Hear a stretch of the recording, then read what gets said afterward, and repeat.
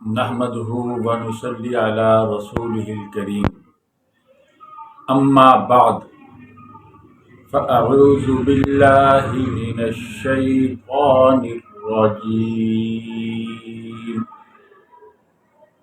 بسم الله الرحمن الرحيم ولا تكونوا كالذين تفرقوا واختلفوا من بعد ما جاءهم البينات وأولئك لهم عذاب عظيم صدق الله العظيم۔ اللہ تبارک و تعالی نے اس آیت مبارکہ کے اندر مسلمانوں کو منع کیا ہے کہ تم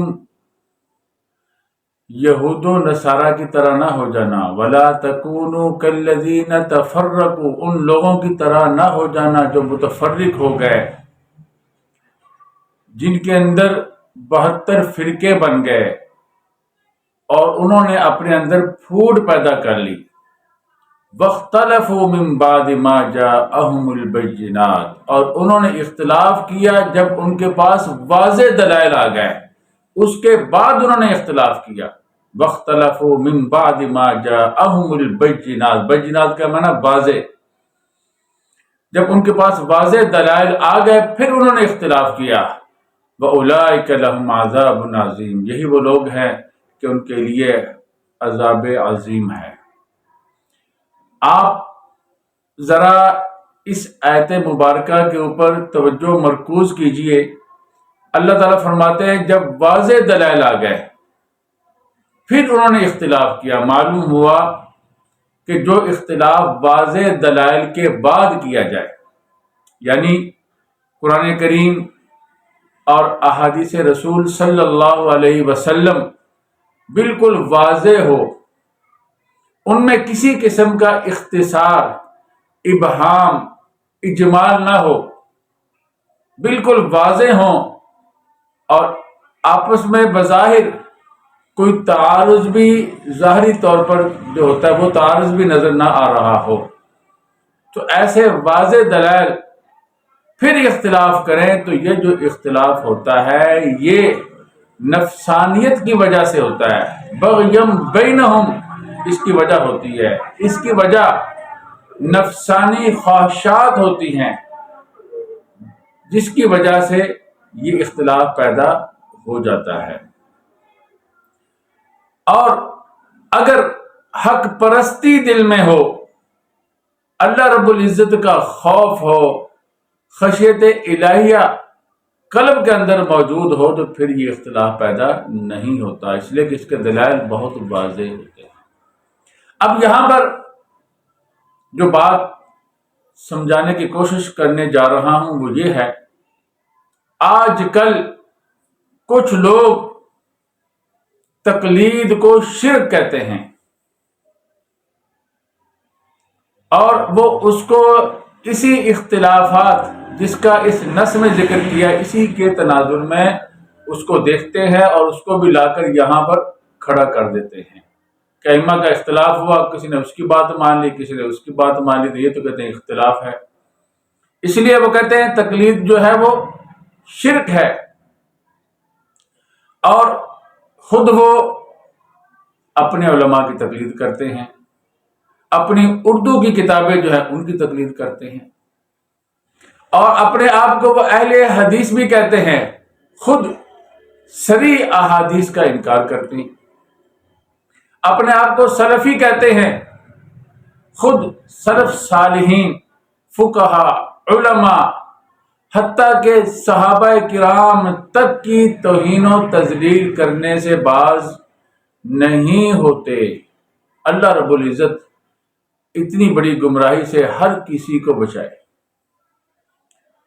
تو آج میں آپ کے سامنے چند باتیں عرض کروں گا۔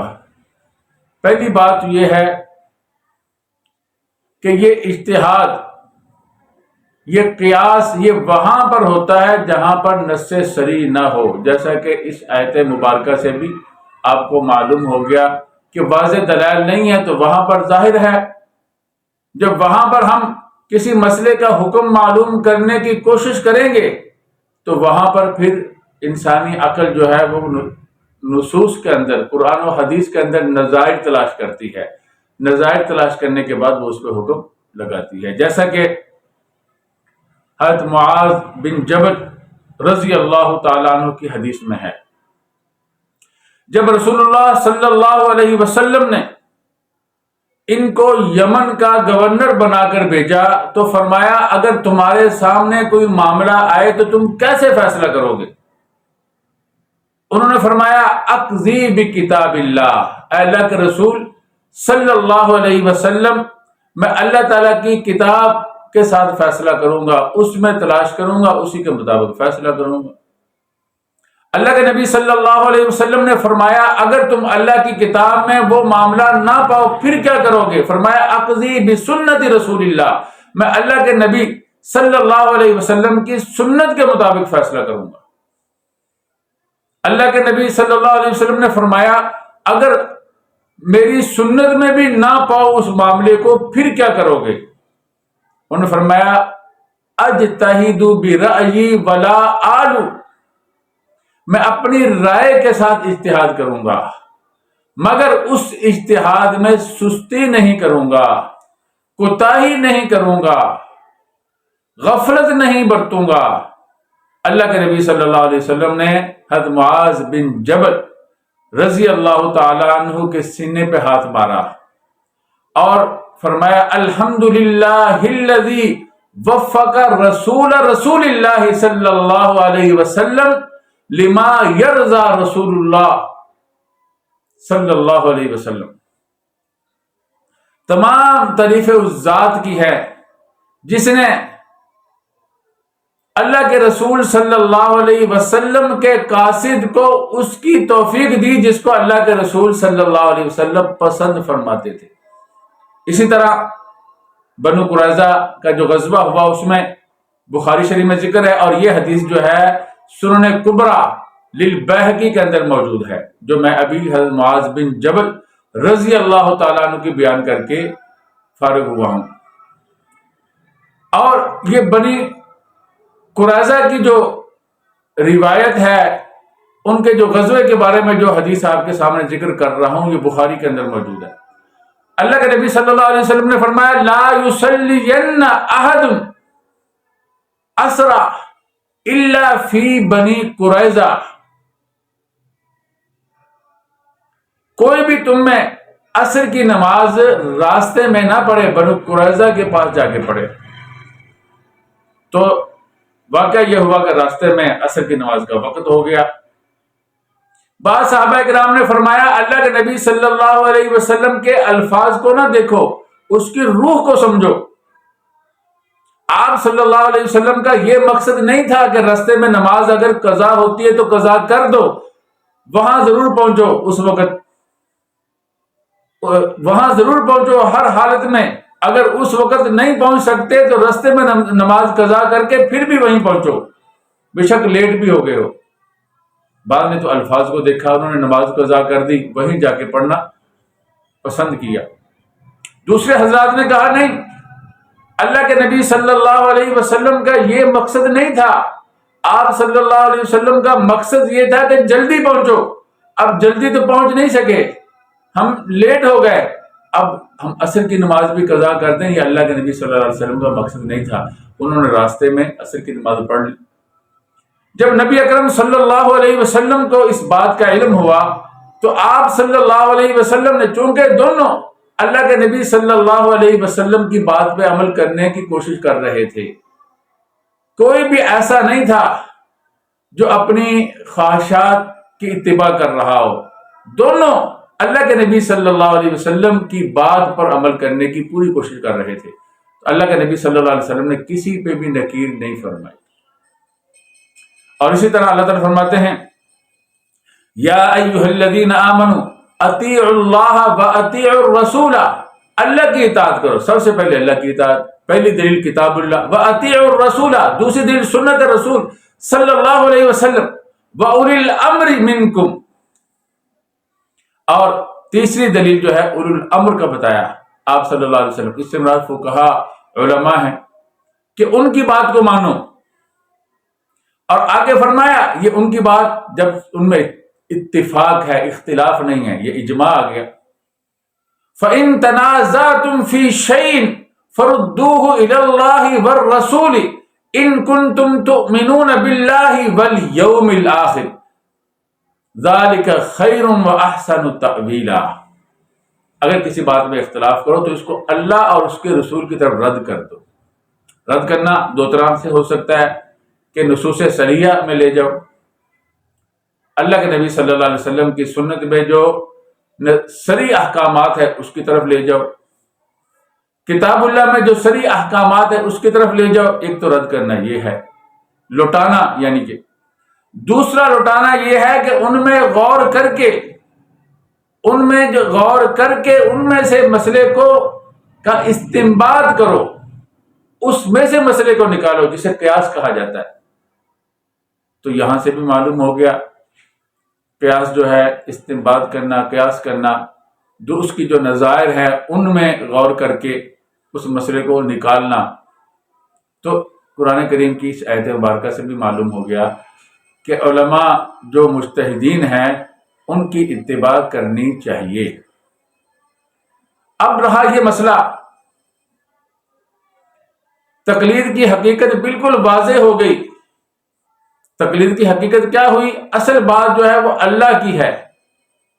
رسول اللہ صلی اللہ علیہ وسلم کی بات بھی صرف اس لیے مانی جاتی ہے کہ وہ اپنے فعل سے اور اپنے قول سے اللہ رب العزت کی ترجمانی کرتے ہیں. وما ينطق عن الهوى ان هو الا وحی یوحی.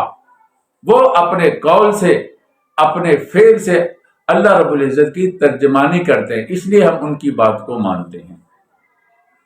اور اسی طرح جہاں پر واضح حکم موجود نہ ہو, نہ اللہ رب العزت کا حکم نہ اللہ کے رسول صلی اللہ علیہ وسلم کا, دلائل آپس میں متعارض ہے ظاہری طور پر, یا وہاں ابہام ہے, بات کھل کر نہیں ہے, واضح نہیں ہے. ٹھیک ہے, اگر واضح ہے جیسے نماز ہے, زکوٰۃ ہے, روزہ ہے, حج ہے, لواطت کا حرام ہونا, شراب کا حرام ہونا, زنا کا حرام ہونا, چوری ڈکیتی, یہ واضح احکامات, ان میں تقلید نہیں ہوتی.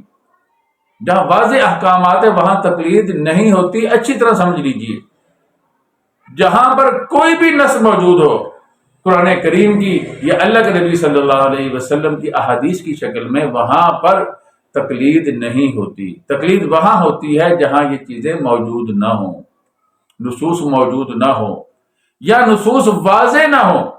اب دو راستے ہوتے ہیں, یا تو ہم اپنی رائے سے سمجھنے کی کوشش کریں اور اس پہ عمل کریں, یا پھر یہ ہے کہ پہلے جو بزرگ ہیں, صحابہ کرام ہیں, تابعین ہیں, ان زمانوں کے لوگ جن کے بارے میں رسول اللہ صلی اللہ علیہ وسلم نے بہترین, ان زمانوں کے بہتری کی گواہی دی ہے.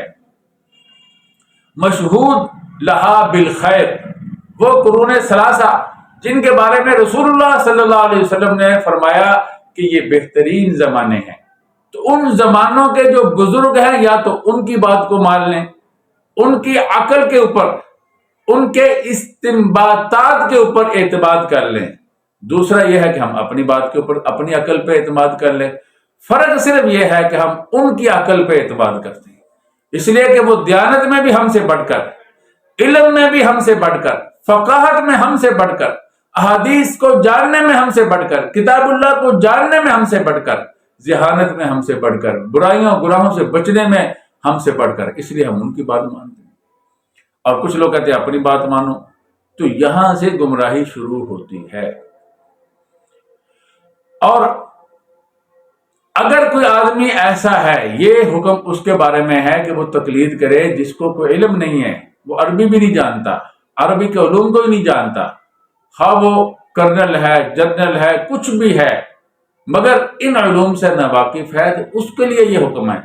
اور اسی طرح اس کے لیے یہ حکم ہے جو عربی تو جانتا ہے مگر قرآن و حدیث فقہ کسی عالم سے نہیں پڑھی اور یہ علوم کسی مستند عالم سے نہیں پڑھے ہوئے، تو ظاہر ہے وہ کیا کرے گا؟ اس کے لیے یہ حکم ہے کہ وہ تقلید کرے، یعنی کسی بڑے عالم کی رائے کو مانے، اور اس لیے وہ مانتا ہے کہ یہ قرآن و حدیث کو ہم سے زیادہ جانتے ہیں، اس لیے مانتا ہے کہ یہ اللہ اس کے رسول صلی اللہ علیہ وسلم کی بات کو بتاتے ہیں اور ہم سے زیادہ جانتے ہیں، اس کو کہتے ہیں تقلید۔ اور اسی طرح وہ جو رسمی طور پر علماء ہوتے ہیں، یعنی پڑھا تو ہے مگر ان کو قرآن و حدیث میں کوئی صحیح بصیرت پیدا نہیں ہوئی، ان کے لیے بھی یہی ہے۔ ہاں اگر کوئی ایسا عالم ہے جس کو متباہر عالم کہتے ہیں، جو قرآن و حدیث کے اندر بصیرت رکھتا ہے، وہ کسی مسئلہ کے بارے میں اس کو معلوم ہو گیا، اس نے اس کے دلائل میں غور کیا، اس کے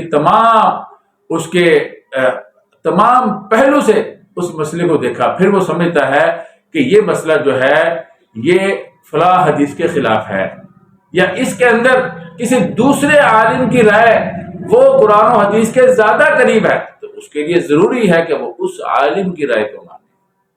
اس کو متباہر کہتے ہیں، متباہر عالم۔ ایک ہوتا ہے مجتہد فی المذہب، مجتہد فی المذہب یہ ہوتا ہے کہ وہ اصول و قواعد کو تو قرآن و حدیث سے اس کو تو نہیں نکال سکتا، ان کا استنباط نہیں کر سکتا، مگر وہ اپنے اس کا جو عالم ہے، جو مجتہد ہے، اس کے وضع کردہ اصول کے اندر غور کر کے قرآن و حدیث سے مسائل نکال سکتا ہے۔ تو ایسے علماء جو ہے وہ بھی اپنے جو مجتہدین ہوتے ہیں بہت سے فروعی مسائل میں وہ اختلاف کرتے ہیں، جیسے امام ابو یوسف رحمۃ اللہ علیہ، امام محمد رحمہ اللہ تعالیٰ بہت سے مسائل میں اختلاف کیا ہے۔ تو اختلاف کرنے سے منع نہیں کیا جا رہا، بلکہ یہ کہا جا رہا ہے کہ اتنی صلاحیت ہونی چاہیے، اگر صلاحیت نہیں ہوگی تو اختلاف جو ہوگا وہ خواہشات کی بنا پر ہوگا، اختلاف جو ہوگا وہ اپنی اوہام، اپنے خیالات کی بنا پر ہوگا، وہ دین کی بنا پر نہیں ہوگا۔ اگر صلاحیت ہوگی تو پھر اختلاف دین کی بنا پر ہوتا ہے۔ جیسے کوئی آدمی ڈاکٹر ہے، وہ ڈاکٹر سے اختلاف کر سکتا ہے، اگر جاہل ہے وہ جا کے اختلاف کرتا ہے تو وہ اس کو نکال دیں گے، تمہیں پتہ ہی نہیں ہے۔ تمہارا اختلافات جو ہے وہ نفس پرستی کی وجہ سے، انانیت کی وجہ سے، تکبر کی وجہ سے، غرور کی وجہ سے ہے، تمہارا اختلاف حق طلبی کی وجہ سے بنا پر نہیں ہے، اس لیے کہ تمہارے اندر مہارت ہی نہیں ہے۔ اور جو مجتہد ہوتے ہیں، مجتہد مطلق ہوتے ہیں، ان کو اللہ رب العزت نے ایسی صلاحیت دی ہوتی ہے۔ امام ابو حنیفہ رحمہ اللہ تعالیٰ نے صحابہ کرام کا زمانہ پایا ہے، رسول اللہ صلی اللہ علیہ وسلم کے کتنا قریبی زمانہ ہے، ان لوگوں کا زمانہ پایا جنہوں نے رسول اللہ صلی اللہ علیہ وسلم کی صحبت سے فائدہ اٹھایا، تو ان کو اللہ نے وہ صلاحیت دی ہے، وہ قرآن و حدیث کو خود سمجھ سکتے ہیں، لیکن وہ بھی تقلید کرتے ہیں، یعنی صحابہ کرام کی وہ بھی تقلید کرتے ہیں اپنے سے بڑے جو علماء ہیں ان کی۔ اللہ نے ان کو صلاحیت دی ہوتی ہے کہ وہ قرآن و حدیث سے اصول و قواعد بھی نکال سکتے ہیں، قرآن و سنت سے، اور فروعی مسائل بھی نکال سکتے ہیں۔ تو میں نے آپ کو بہت وضاحت سے بتلا دیا کہ یہ جو کہا جاتا ہے اپنے امام کی بات کو مانا جائے، اس سے روگردانی نہ کی جائے، اس کی وجہ یہ ہوتی ہے کہ وہ عامی آدمی ہوتا ہے۔ اگر متباہر عالم ہے اور یا پھر مجتہد فی المذہب ہے یا مجتہد مطلق ہے، ان کے لیے یہ نہیں ہے کہ جن کو مہارت ہے ان کے لیے ضروری ہے کہ وہ اگر کسی فروعی مسئلے کے اندر بھی وہ سمجھتے ہیں کہ ہماری بات قرآن و حدیث میں تو سمجھنے میں دوسرے عالم سے کمزور ہے، تو ان کے لیے ضروری ہے کہ وہ اس عالم کی بات کو مانیں، یا کہیں ان کو قرآن و حدیث کی نص صریح مل گئی ہے تو ان کے ذمہ ضروری ہے کہ وہ اسی کا اتباع کریں، اور ایسا ہی ہوتا ہے۔ اب رہی بات، ایک چھوٹا سا مسئلہ رہ گیا، یہ آپ سمجھ چکے ہیں تقلید کا مطلب کیا ہے، بچے کا اپنے والد کی بات کو ماننا جو اس سے بڑا علم والا ہے، شاگرد کا اپنے استاد کی بات کو ماننا، اس کو کہتے ہیں تقلید۔ کسی بزرگ عالم کی، بڑے عالم کی، جو اللہ اور اس کے رسول صلی اللہ علیہ وسلم کی باتیں بتلائے، اس کی بات ماننے کو تقلید کہتے ہیں۔ اور یہ لوگ جو کہتے ہیں شرک، انہوں نے اس کا مطلب ہی نہیں سمجھا۔ اب رہی یہ بات کہ تقلید شخصی کے اوپر کیوں مصر ہیں۔ اب دیکھ لیجئے، اب وہ دیانت کا زمانہ نہیں رہا، اب نفسانیت کا زمانہ ہے، اور اپنے اندر وہ جذبہ اور شوق انسان نہیں رکھتا جو صحابہ کرام کے زمانے میں تھا یا تابعین کے زمانے میں تھا۔ اب بد دیانتی کی طرف طبیعتیں مائل ہو چکی ہیں۔ اس لیے اگر اس کی اجازت دے دی جائے کہ جس امام کی رائے پسند ہو وہ لے لو، تو وہ علم کی بنا پر پسند ناپسند نہیں ہوگا، وہ نفس کی خواہشات کی بنا پر ہوگا۔ تو نفسانی خواہشات، پھر تو اتباع تو نفسانی خواہشات کی ہوگی نا۔ ایک مثال کے طور پر کسی انسان کے جسم سے خون نکلا ہے، سردی کا موسم ہے، تو امام ابو حنیفہ رحمہ اللہ تعالیٰ فرماتے ہیں اس کا وضو ٹوٹ گیا ہے، امام شافعی فرماتے ہیں نہیں ٹوٹا۔ وہ کہتا ہے میں امام شافعی کی بات مانتا ہوں۔ اس نے اس لیے امام شافعی کی بات نہیں مانی کہ اس کے پاس کوئی دلیل ہے، اس کے پاس کوئی حدیث ہے، اس کے پاس کوئی اللہ رب العزت کے کلام کی کوئی نص صریح موجود ہے، نہیں، اس نے اپنے نفس کی خواہشات کی بنا پر ایسے کیا ہے، نفس کی آسانی کے لیے ایسا کیا ہے۔ اسی طرح امام شافعی کی بات مانی کہ وضو نہیں ٹوٹا، خون نکلا ہے، اور امام شافعی کہتے ہیں کہ اگر کوئی آدمی عورت کو ہاتھ لگا دے تو اس کا وضو ٹوٹ جاتا ہے۔ اب عورت کو ہاتھ لگا دیا، اب کہتے ہیں نہیں میں امام ابو حنیفہ کی بات کو مانتا ہوں۔ تو یہ ان کی بات ماننا نہ ہوا، یہ اپنے نفس کی خواہشات کے پیچھے چلنا ہوا۔ کوئی ادھر سے آسانی تلاش کر لی، کوئی ادھر سے آسانی تلاش کر لی، کوئی ادھر سے آسانی تلاش کر لی، کوئی ادھر سے کر لی۔ تو یہ دین اس نے اپنی آسانیوں کا نام رکھ لیا ہے، جہاں سہولت ملتی ہے وہاں چلے جاتا ہے۔ ایسے آدمی کو کوئی بھی پسند نہیں کرتا، اور یہ جو اتباع ہوتی ہے یہ اپنے نفس کی خواہشات کی اتباع ہے، یہ اللہ اس کے رسول صلی اللہ علیہ وسلم کی اتباع نہیں ہے، کسی دلیل کی بنا پر نہیں ہے۔ اس لیے نہیں ہے کہ اللہ کا حکم ہے اس لیے وہ کر رہا ہے، اللہ کا حکم اگر اس کے ذہن میں ہو بھی لیکن وہ کہتا ہے یہ میری خواہشات کے موافق ہے، ادھر ہو گیا، وہ میری خواہشات کے موافق، تو یہ تو اصل میں خواہشات کی اتباع کر رہا ہے۔ اس لیے پوری امت کے علماء کا اجماع ہے، امام ابن تیمیہ رحمہ اللہ تعالیٰ نے بھی اس پہ اجماع نقل کیا ہے، جو مختلف مذاہب سے رخصتیں تلاش کر کے اس پہ عمل کرے، فرمایا یہ حرام ہے، تمام امت کا اجماع ہے۔ اور میں نے سمجھا بھی دیا کہ کیوں حرام ہے، کہ اس میں نفسانی خواہشات کی پیروی ہے، اللہ اور اس کے رسول صلی اللہ علیہ وسلم کی اتباع اور ان کی پیروی نہیں ہے۔ اس لیے کہا جاتا ہے کہ کسی ایک عالم کی بات کو مان لو، امام ابو حنیفہ کی بات کو مان لو، یا امام شافعی رحمۃ اللہ علیہ کی بات کو مان لو، یا امام احمد بن حنبل رحمہ اللہ تعالیٰ کی بات کو مان لو، یا امام مالک رحمہ اللہ تعالیٰ کی بات کو مان لو۔ آج تک بلکہ انگریزوں کے زمانے تک کبھی بھی کسی نے بھی علماء کی، فقہاء کی، صحابہ کرام کی توہین نہیں کی۔ صرف انگریز کا جب وہ زمانہ تھا اس میں ایسے لوگ پیدا ہو گئے جو اپنے آپ کو اہل حدیث یا سلفی کہتے ہیں، مگر صحابہ کرام تک اس کی گستاخی کرتے ہیں۔ اب آپ کو بات سمجھ میں آ گئی کہ کسی ایک امام کی بات کو ماننا کیوں ضروری ہے۔ اب رہی یہ بات کہ امام چار ہی کیوں ہیں، ہم کسی اور کی بات مان لیتے ہیں۔ اس کا یہ ہے کہ کوئی اور جو امام ہے اس کی فقہ مدون نہیں ہے، اس کی فقہ کو جاننے والے علماء موجود نہیں ہے۔ اس صورت میں بھی اپنے نفسانی خواہشات کی اتباع ہوگی، اپنے اوہام کی، اپنی ذہن میں اٹھنے والی خواہشات اور اپنے دل میں پیدا ہونے والی رائے ان کی اتباع ہوگی، شریعت کی اتباع نہیں ہوگی۔ اور اگر خود کہے گا کہ میں خود قرآن و حدیث سے مسئلہ نکالتا ہوں، تو یہ اگر تو ائمہ اربعہ میں سے کسی کے بھی موافق نہیں ہوگا تو یہ بھی اجماع کے خلاف ہے، اس لیے کہ ائمہ اربعہ کا کسی مسئلہ میں غور کرنا، علماء کا غور کر کے کسی مسئلہ کے اندر یہ کسی رائے کو معلوم کرنا، اور وہاں وہ ایک اجماع ہے کہ اس کے علاوہ دین کی کوئی اور تعبیر نہیں ہے، یا وہ تعبیر ہے جو امام ابو حنیفہ رحمہ اللہ تعالیٰ نے سمجھ کر نکالی، یا امام شافعی نے، یا امام مالک نے، یا امام احمد بن حنبل، اس کے علاوہ کوئی اور تعبیر نہیں۔ علماء کا اس پہ اب اجماع ہو چکا ہے، اب یہ اجماع کے خلاف کرے گا، اور پھر اس کے اندر وہ صلاحیت بھی نہیں ہے، صرف نفس کا دھوکہ ہے۔ اس کو تو علوم عربیہ میں بھی مکمل مہارت نہیں ہے، وہ بھی کتابوں سے دیکھ کر یاد کر کے آگے باتیں دو چار باتیں کر لیتا ہے۔ اس لیے جو آدمی ان چار ائمہ کی اتباع سے منہ موڑتا ہے وہ گمراہی میں جا پڑتا ہے۔ تو ان حق جو ہے وہ ان ائمہ اربع کے مسالک کے اندر منحصر ہے، ان میں سے کسی ایک کی اتباع کرنی چاہیے۔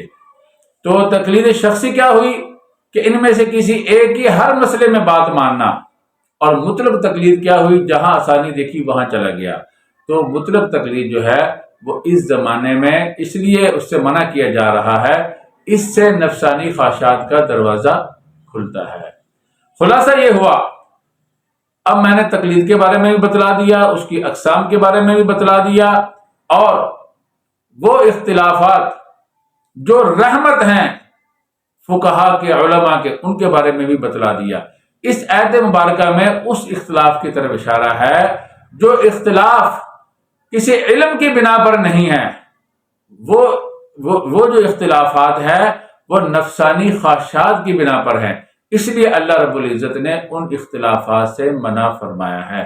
چنانچہ فرمایا وَلَا تَكُونُوا كَالَّذِينَ تَفَرَّقُوا وَاخْتَلَفُوا مِن بَعْدِ مَا جَاءَهُمُ الْبَيِّنَاتُ، کہ انہوں نے جو اختلاف کیا وہ واضح دلائل کے آ جانے کے بعد کیا ہے، تو معلوم ہوا کہ ان کا جو اختلاف ہے وہ نفسانی خواہشات کی وجہ سے ہے، اس لیے ان کے لیے اللہ رب العزت نے سخت حکم نازل فرمایا ان کے لیے عذاب عظیم ہوگا۔